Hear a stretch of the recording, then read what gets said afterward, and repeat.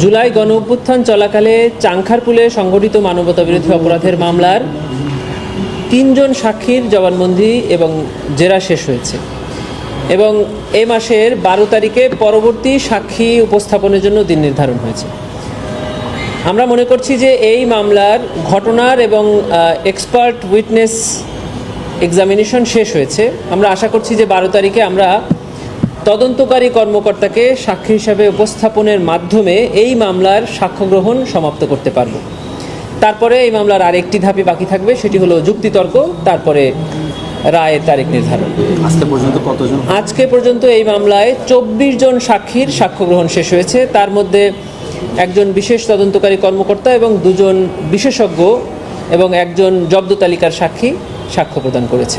এখান থেকে দেখা যাচ্ছে যে জুলাই গণ অভ্যুত্থান চলাকালে সাবেক প্রধানমন্ত্রী লেথাল উইপন ব্যবহার করে আইন শৃঙ্খলা বাহিনীকে যে নির্দেশনা প্রদান করেছিলেন ছাত্র জনতার উপরে গুলিবর্ষণের, তারই ফলশ্রুতিতে 5 তারিখে চাংখারপুল এলাকায় লেথাল উইপন ব্যবহার করে আইন শৃঙ্খলা বাহিনী গুলিবর্ষণ করে এবং 6 জন ছাত্র জনতা সেখানে নিহত হয়।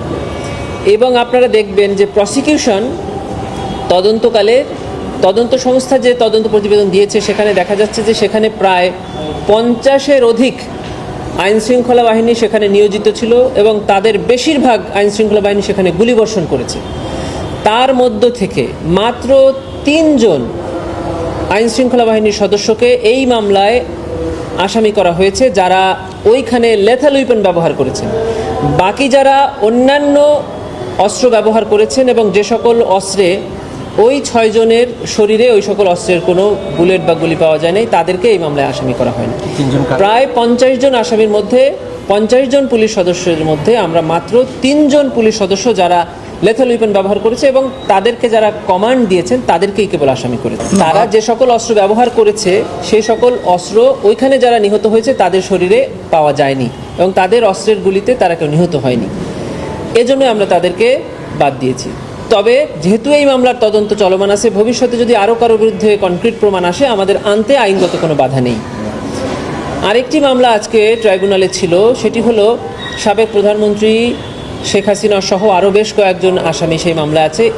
গত 15 বছরের ইনফোর্সড ডিসঅ্যাপিয়ারেন্স অর্থাৎ গুমের অভিযোগে যে মামলাটি এর আগে দায়ের হয়েছিল, তার মধ্যে বেশ কয়েকজন আসামি গ্রেফতার পরোয়ানামূলে ট্রাইব্যুনালে হাজিরও করা হয়েছে। এই মামলায় বেশ কয়েকজন আইনজীবী ওকালতনামা দাখিল করেছিলেন। তার মধ্যে একজন আইনজীবী তিনি আজকে একটি আবেদন করে ট্রাইব্যুনালে জানিয়েছেন যে উনি এই মামলায় আর আসামি পক্ষে দাঁড়াতে চান না।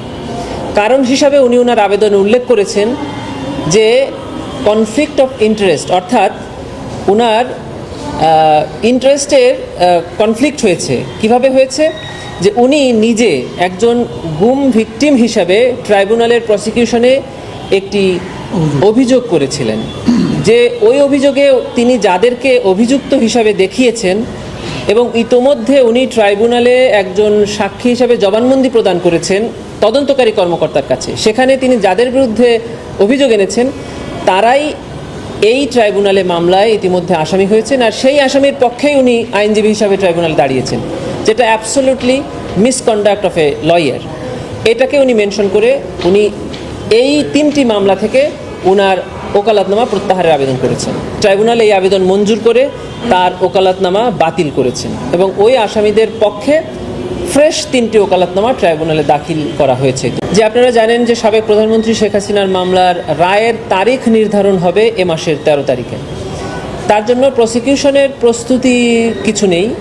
প্রসিকিউশন কোনো অনিরাপত্তা বোধও করছে না। প্রসিকিউশনের দায়িত্ব হলো ট্রাইব্যুনালে তদন্ত সংস্থা থেকে যে অভিযোগগুলো আনা হয় সেটি ট্রাইব্যুনালে প্রমাণ করার জন্য চেষ্টা করা, সাক্ষ্য উপস্থাপন করা, যুক্তিতর্ক তুলে ধরা। ট্রাইব্যুনালের দায়িত্ব হলো যুক্তিতর্ক এবং সাক্ষ্য বিবেচনায় রায় প্রদান করা। এর বাইরে প্রসিকিউশনের আর কোনো দায়িত্ব নেই এবং প্রসিকিউশন অন্য কোনো বিষয়ে খেয়ালও করছে না। আসলে আমাদের সাধারণত যে মামলাগুলো ট্রায়াল কোর্টে হয়, হাইকোর্ট ডিভিশনে হয়, সেখানে রায়ের তারিখ নির্ধারিত থাকে যে আগামী অমুক তারিখে রায়। ট্রাইব্যুনালে এর আগে আমরা দেখেছি যে সিএভি করা হয়, মানে রায়ের জন্য অপেক্ষমান করা হয়। এবার ট্রাইব্যুনাল রায়ের তারিখ নির্ধারণের জন্য একটি তারিখ রেখেছেন, সেটি হলো 13 তারিখ। যারা রেগুলার প্র্যাকটিস করেন না অথবা এই কোর্ট এবং লয়ের সাথে সরাসরি সম্পৃক্ততা নয়, তারা হয়তো বা একটু ভুল বুঝেছেন। আমি আপনাদেরকে ক্লিয়ার করছি যে এই মাসের 13 তারিখে সাবেক প্রধানমন্ত্রী শেখ হাসিনার মামলার রায়ের তারিখ নির্ধারণ করা হবে। কবে তারিখ নির্ধারণ করা হবে এটা আমরা 13 তারিখে জানতে পারবো। 13 তারিখে কোনো রায় ঘোষণা হবে না। রাজনৈতিক দলগুলো তারা রাজনৈতিক কর্মসূচি গ্রহণ করবেন, রাষ্ট্রের বা সরকারের আইন শৃঙ্খলা বাহিনী